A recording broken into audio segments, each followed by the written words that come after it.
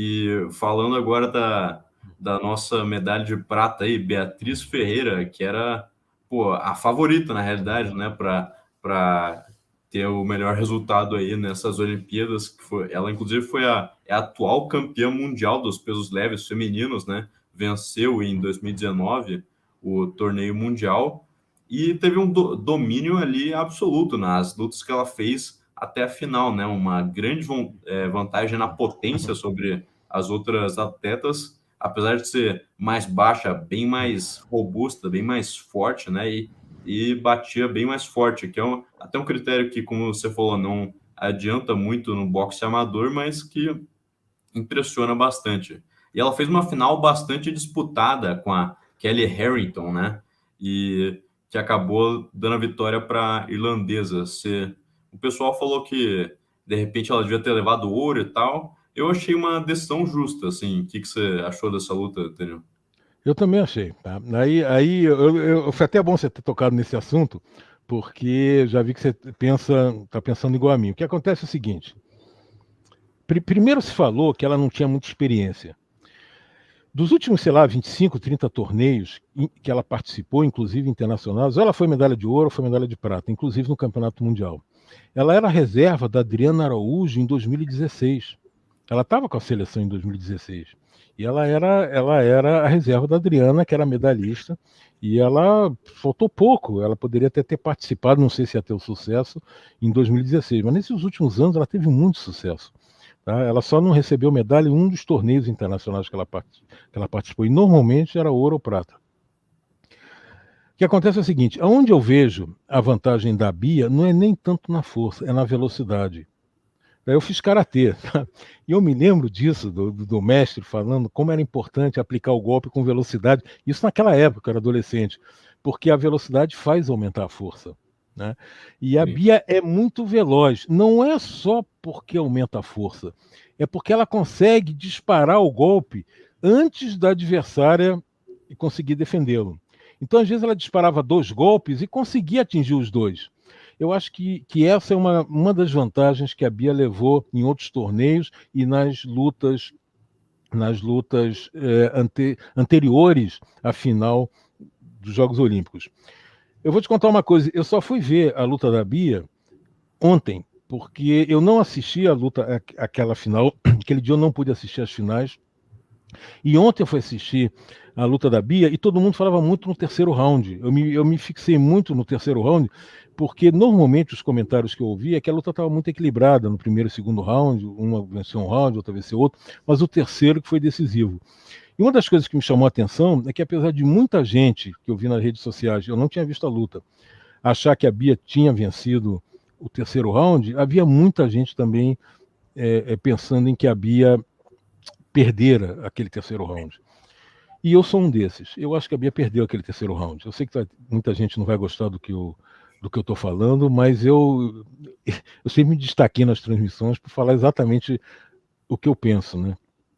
E eu acho que ela perdeu aquele terceiro round. E eu não acho que aquele resultado foi injusto. Acho que a Bia não precisava ter pedido as desculpas que pediu por não ter levado o ouro, mas isso é muito em função das pessoas afirmarem que ela ia levar o ouro. Tem um jornalista que escreveu: mas o ouro da Bia não ganhou, compensou porque o Ebert, que ninguém esperava que fosse medalhista, ganhou uma medalha. O Abner, não foi nem o Ebert, o Abner que ganhou a bronze, ninguém esperava que ele fosse ganhar medalha, e ganhou uma. Quer dizer, um absurdo que se fala, às vezes pessoas que não conhecem as regras, não conhecem nada. As pessoas pensam que marcar uma luta de boxe é o seguinte: quem venceu 10-9, se tiver queda 10-8, que no boxe olímpico não conta, né?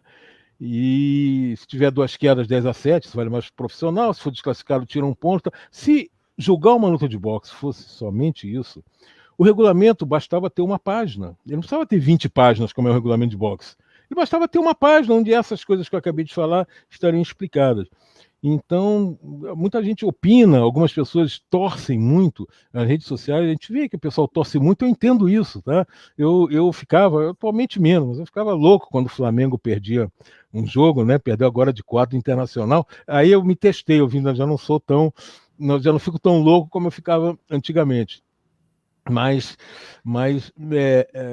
marcar uma luta de boxe, você precisa ter conhecer o regulamento, você precisa viver dentro do meio, precisa assistir as lutas, precisa, nem que seja marcar, não oficialmente, mas depois comparar o que você fez. Precisa ter alguém analisando, se você vai marcar não oficialmente, alguém analisando o que você marcou para te instruir. Por que você fez isso? É assim que se faz um curso de boxe. Os cursos de boxe que eu ministrei sempre foram assim, né? Quer dizer, com vídeos onde tinham que se onde o aluno marca e depois a gente vai conferir por que ele fez aquilo. Não é qualquer um que tem essa capacidade, tem que ter talento para fazer isso, né? Por isso é que eu, voltando ao assunto, eu acho que a Bia perdeu, o que não significa que ela não poderia ter ganho aquela luta. Mas aquele terceiro round foi muito esperta a adversária. Ela tinha braços mais longos, ela tinha envergadura maior, ela se desviava e jogava, tocava o adversário. Hoje o toque não é tão importante como foi há alguns anos, mas ela acabou atingindo mais vezes a Bia. O volume de golpes, isso é outra coisa que eu quero falar. Eu vejo muitas pessoas falar, mas fulano teve mais volume de golpes. Não importa que ele teve mais volume. Tá? Um boxeador jogou 30 golpes e acertou 4. O outro jogou 20 e acertou 8.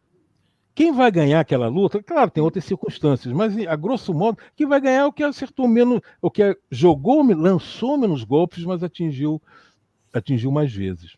Tá? Esse é um ponto. Outro ponto que eu vejo, às vezes, as pessoas falando: mas fulano dominou o centro do ringue, como é que ele perdeu aquela luta? Eu já ouvi isso várias vezes, gente falando assim. Você pode dominar o centro do ringue, mas você está apanhando. Que adianta você dominar o centro do ringue se os teus golpes não estão vazando a guarda do adversário e os dele estão entrando, estão entrando, estão entrando? Não adiantou você ficar no centro do ringue. Então são coisas assim que a gente tem que ter um pouco mais de, assim, se tiver um pouco mais de conhecimento, fica mais fácil entender o que está acontecendo. O que não significa que um resultado possa sair errado. Isso ocorre, porque o erro ocorre. Nós vimos a luta de profissional semana passada, um erro, os 3 juízes erraram, isso está dando um problema danado, porque um boxeador foi nitidamente superior ao outro, os 3 juízes marcaram para o outro. Até o presidente da Associação Mundial de Boxe está se metendo nessa história aí, e vai ser decretada uma revanche, eu não tenho dúvida nenhuma, tá? Porque é isso que acontece. Então, mas isso é eventual, eventualmente acontece uma coisa dessa. Mas é preciso que se conheça bem toda a regulamentação e que se tenha um pouquinho de experiência para poder opinar com certeza. Não é que alguém que não tenha passado por esse período que eu acabei de falar, não tenha essa condição de opinar, não é isso que eu estou falando. É que a grande maioria, às vezes, não conhece nem a regra. E uma delas era essa. Eu falei, inclusive, na transmissão, derrubar no boxe olímpico e tal, não desconta ponto, como é no boxe profissional. E algumas pessoas me escreveram, inclusive, telefonema, eu recebi o WhatsApp, pô, eu não sabia disso, isso é desde quando? Já é desde há muito tempo. Pois é. E como você falou, foi uma. A Harrington, ela clinchou em momentos estratégicos ali no terceiro round também para garantir, né? Quando a Bia atacava ele tentando ter uma última combinação para acertar mais ali. Para mim foi bem claro ali que ela ganhou o segundo e o terceiro. Até no primeiro, eu achei que foi um round bem disputado, né? Eu achei que a Bia ganhou primeiro. Eu achei que ela ganhou. Você sabe por que o clinch às vezes é tolerado? Hum. Porque o clinch é uma falta, mas é uma falta que não machuca o adversário. É por isso que muitas vezes a gente vê, puxa, a terceira vez que está clinchando e o árbitro não fala nada. Ele é um pouco tolerado, principalmente no boxe profissional. Mas no boxe olímpico, como as regras hoje se aproximaram, não é igual, mas se aproximaram das regras do boxe profissional, ele acaba sendo, às vezes, um pouco tolerado. Mas alguém que clinchou 3, 4 vezes, eu acho que cada clinch onde o árbitro interfere para separar, o boxeador, a boxeadora tem que ser advertido. Tá? E depois que fez isso 3, 4 vezes, eu acho que tem que marcar uma falta mesmo. Porque, inclusive, se marcar uma falta, o boxe, o espetáculo, a luta vai ficar muito mais interessante, porque vai ter menos irregularidades. Uhum. Eu acho interessante isso. Quando que começa assim o que se chama de clinch como falta? Porque para mim eu vejo muito que acontece uma dinâmica de luta bastante interessante, às vezes no clinch ali os golpes que acertam no clinch, às vezes segura ali atrás do pescoço para acertar os uppers. Eu acho que tem uma gama de golpes diferente, assim, dá para ter uma luta entretente com os caras no clinch. O que você diz sobre clinch, assim, clinch é quando o cara tá só no antijogo ali segurando, ou clinch segurando e golpeando já vale como clinch também? Olha, se segurar, tá clinchando, tá. Você não pode segurar, é uma falta, é uma irregularidade. Isso que você falou de segurar com a cabeça e dar o upper, isso é uma falta, e é grave essa falta, porque pode causar um dano muito sério. Acho que segurar a cabeça e aplicar um upper é quase o mesmo dano de aplicar um golpe na nuca. Eu vejo isso assim como um dano muito sério. O que acontece é o seguinte: às vezes você vê que o combate está prosseguindo, por quê? Porque o árbitro percebe que quem está segurando um braço do adversário está levando do adversário com outro braço o golpe. Então ele está segurando o braço esquerdo, mas a direita está entrando nele. Nessas horas, o árbitro não deve mesmo interromper, porque senão ele vai beneficiar o infrator. Entendeu? Ele beneficia o infrator se ele separar. Porque o infrator está provocando a irregularidade, está levando o golpe, então deixa acontecer. O que não pode é se ele golpear, segurar um braço e golpear. Aí o árbitro tem que interferir. Existem alguns momentos, às vezes, que o árbitro deixa passar 2, 3, 4 segundos para ver se eles se soltam sozinhos, para não precisar ficar interferindo toda hora. Então ele deixa passar uns 3, 4 segundos. Quando ele vê que não tem jeito, eles não estão se soltando, aí existem dois comandos que ele aplica. O primeiro é o comando de break, onde o boxeador tem que dar um passo para trás e pode continuar a boxear. Se um dos boxeadores não caminha para trás um passo, ele, em teoria, né, pela regra, ele não pode boxear. Por isso que os dois têm que dar um passo para trás para se livrarem daquele agarramento, daquele clinch. Tá? E o comando de stop. Stop é um comando que se dá, ele dá o comando de break. Se os boxeadores não saem do clinch, aí ele dá o comando de stop. O comando de stop tem que parar completamente as ações, porque o árbitro tem alguma coisa a fazer. Ou ele vai chamar atenção, ou ele vai trazer os árbitros, se tiverem, os boxeadores, se estiverem muito perto das cordas, para o centro do ringue, mas o comando de stop ele tem que parar completamente. Então eu vi nesses Jogos Olímpicos acontecer exatamente isso. Aconteceu o clinch, em algumas vezes quem estava sendo agarrado continuou golpeando contra o braço e o árbitro deixou correr.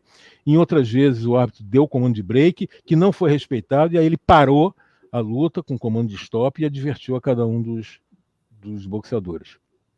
Pô, tá aí a nossa explicação extremamente técnica do nosso comentarista Daniel Fux aí, muito bem.